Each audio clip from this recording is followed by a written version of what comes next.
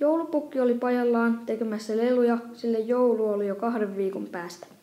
Hän oli saanut valmiiksi jo 2 miljoonaa nukkea ja 4 miljoonaa muoviautoa. Muori oli tekemässä hyviä pipareita tontuille ja poroille.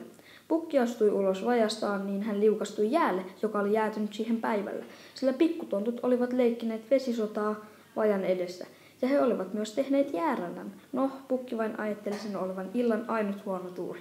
Pukki lähti iltapalalle kauheassa lumimyrskyssä, mutta muorin paistama puuro olikin palannut pohjaan.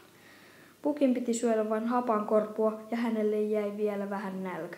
Pukki toivoi, että ilta menisi hyvin, mutta hän ei löytänyt hammasharjansa. Hän huomasi vähän ajan päästä, että hiiri oli vienyt hammasharjan. Paha hiiri, joka oli tehnyt useita pahoja tekoja. Kuten käänsi muorin hellan kuumemmalle kuin pitäisi, niin hänen puuronsa olivat palaneet pohjaan. Puri Pukin lahjasäkin rikki, sillä säkissä oli hyvän hajuisia kyniä. Pukki ei pessyt hampaitaan.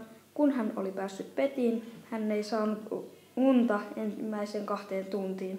Yöllä Pukki näki unta mustasta joulusta, mutta Pukin uni muuttui kaikista parhaimmaksi uneksi, jossa kaikki saivat lahjoja ja pipareita.